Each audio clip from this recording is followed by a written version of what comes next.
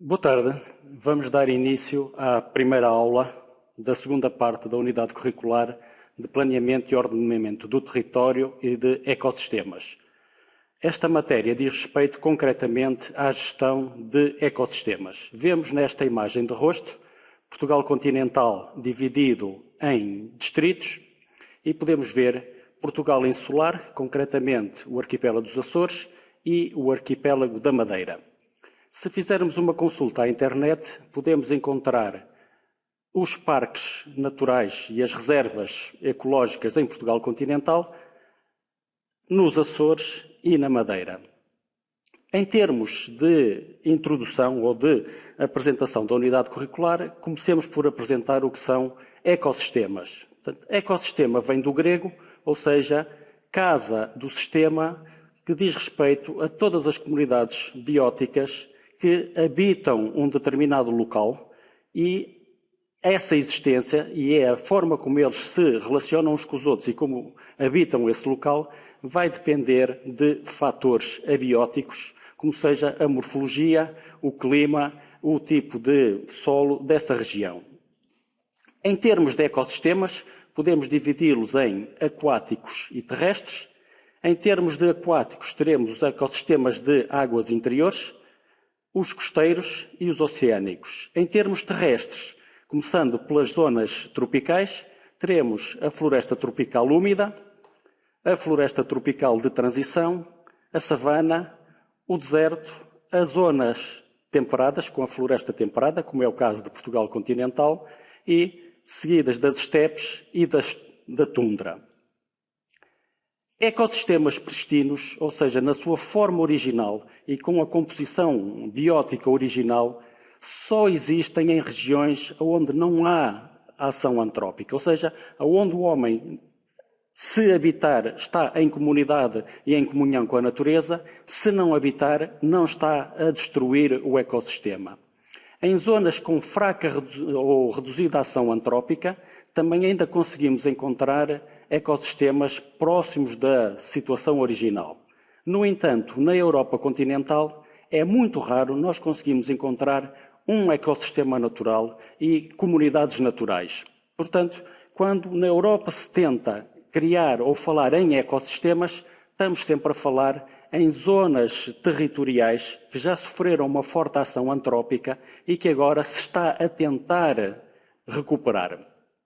Em Portugal continental, há alguns vestígios do ecossistema natural. Já no caso de Portugal insular, como é o caso das ilhas dos Açores e da Madeira, encontramos ecossistemas naturais, como seja o caso da floresta da Macaronésia, que existiu em Portugal continental e na Europa à data do período da última glaciação, ou da floresta de Laura e Silva, que é também característica da Ilha da Madeira. Portanto, a ideia que está subjacente à criação de parques naturais e de reservas naturais foi a de restituir a algumas partes territoriais as condições para que as comunidades vegetais e animais originais voltem a ganhar espaço e voltem a manifestar-se, uma vez que, por ação antrópica, nós substituímos muitas dessas comunidades por espécies exóticas de maior produção ou de maior rendimento económico.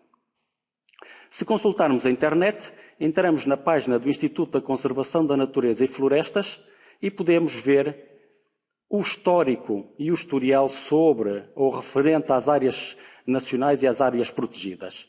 Se avançarmos mais um nível, teremos acesso ao mapa com a localização geográfica dessas zonas e temos nesta zona acesso aos ficheiros em formato shapefile que nos permitem criar sistemas de informação geográfica.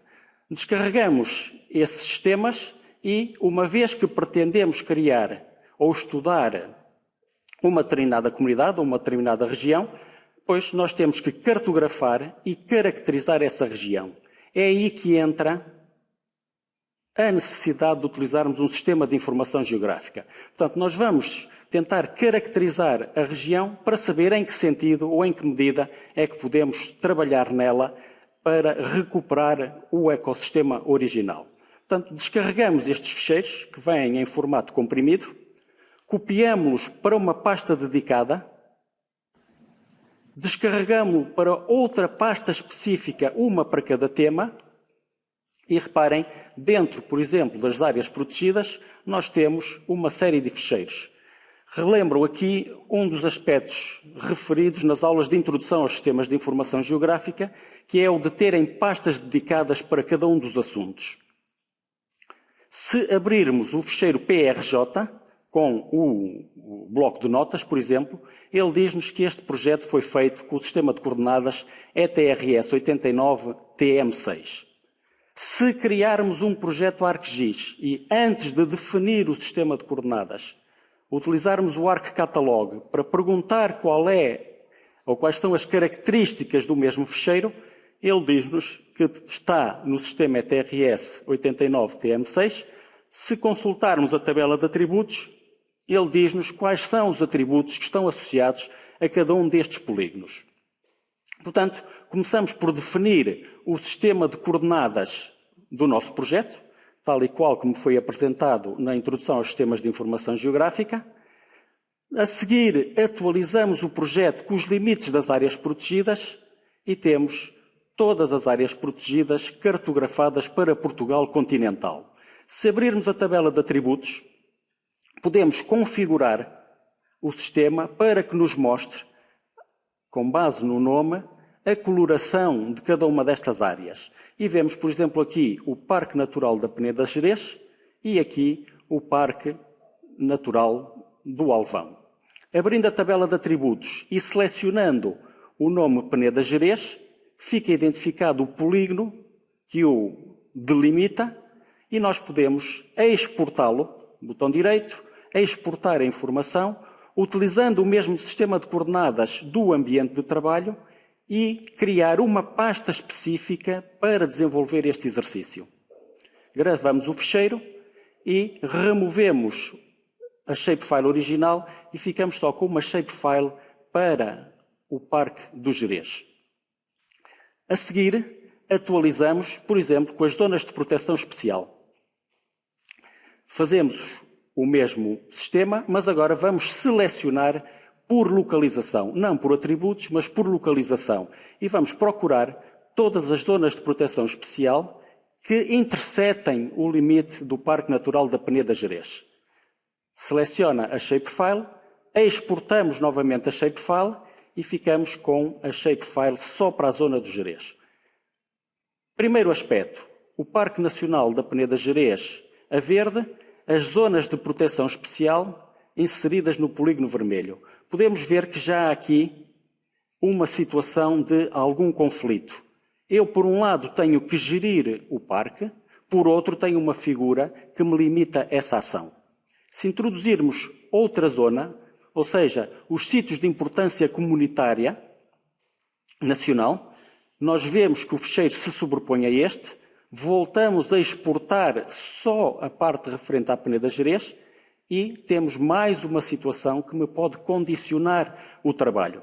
Portanto, se anteriormente se referiu que um ecossistema tem que contar ou tem que entrar em linha de conta com as características morfológicas do terreno, com as comunidades vegetais e com as comunidades animais, já a gestão do ecossistema, no caso dele estar inserido numa zona com forte ação antrópica, ainda tem que lidar com as figuras de proteção e de defesa desse ecossistema. Por exemplo, analisando a Rede Natura 2000, ou seja, o projeto, o plano setorial da Rede Natura 2000, podemos ver a quantidade de habitats e a sua classificação que estão previstos para Portugal continental. Estes habitats, alguns deles existirão dentro da Peneda Gerês. Mas da mesma forma que consultamos os habitats, podemos consultar a Carta de Áreas Ardidas. E reparem a quantidade de fogos florestais que aconteceu dentro do Parque Nacional da Peneda Gerês. Portanto, mais um aspecto a realçar a importância de trabalharmos em sistemas de informação geográfica e a reforçar a ideia de que nunca podemos descurar a ação antrópica e a presença do homem na gestão dos ecossistemas, uma vez que são eles que modelam todas estas situações. Fazendo agora uma rápida passagem por dois trabalhos feitos aqui na UTAD. A análise da dinâmica da paisagem, e agora só concentrado na Mata Nacional, uma pequena área dentro da Peneda Gerês. Esta área, portanto, o parque desenvolve-se aqui, como vimos anteriormente, é apenas uma mancha florestal com cerca de 5.000 hectares e, analisando imagens de satélite, matéria que vamos dar no segundo semestre deste curso de mestrado, podemos ver a evolução da cobertura do solo entre folhosas e resinosas entre 87 e 2011. Esta zona aqui é a zona do Carvalhal da Albergaria, que é o ex-libris do Gerês, e podemos ver que entre 87 e 2011 o Carvalhal sofreu uma forte redução. Analisando data a data, imagens de satélite, classificação do uso e ocupação do solo, e esta era a situação em 2011. Atente-se, por exemplo, nesta região aqui, junto à povoação do Gerês, que em 2011 não tinha vegetação. E quando se faz a cartografia em 2013, aparece-nos aqui uma região de folhosas invasoras, concretamente mimosas. A que é que se deve esta diferença? Em 2011, esta área tinha sido limpa através de um projeto intenso de erradicação de invasoras. Em 2013, as invasoras estavam outra vez porque as mimosas têm uma grande capacidade de recolonizar os habitats. Se quiséssemos pormenorizar o uso e a ocupação do solo, teríamos que usar fotografias aéreas e caracterizar cada uma destas comunidades. Portanto, a Mata Nacional está toda caracterizada em termos de espécies, sabemos onde é que elas existem e agora uma outra figura da legislação nacional diz respeito aos planos de gestão florestal. Eu tenho que gerir a Mata Nacional, tenho que salvaguardar o património vegetal, mas ao mesmo tempo tenho que cumprir com as várias figuras legislativas anteriormente apresentadas. Zonas de proteção especial, sítios de interesse, Rede Natura 2000.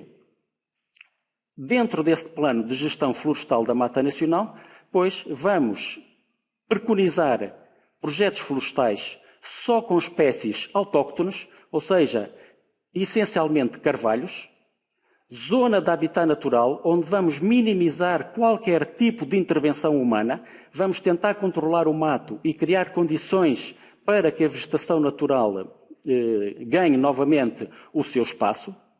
Vamos aplicar pequenas zonas de fogo controlado para condicionar ou para controlar os matos e vamos essencialmente tentar erradicar a mimosa, ou seja, a alcácia de albata. Dentro deste plano de gestão florestal temos outras figuras, como seja identificar a rede viária e a rede divisional. Esta é a que permite a circulação humana, mas também é aquela que nos permite fazer quer as ações de limpeza e proteção da mata, quer, por exemplo, o combate a fogos florestais. Outros pontos de interesse, onde é que estão localizadas as várias infraestruturas de apoio à gestão da Mata Nacional. Podemos ver, por exemplo, a localização de infraestruturas de combate a fogos florestais. Portanto, podemos ver, através destes exemplos, como é que um sistema de informação geográfica pode ser usado ou deve ser usado para fazer a gestão de um ecossistema. E é isto que se espera que os senhores alunos façam nas próximas aulas. Muito obrigado pela atenção.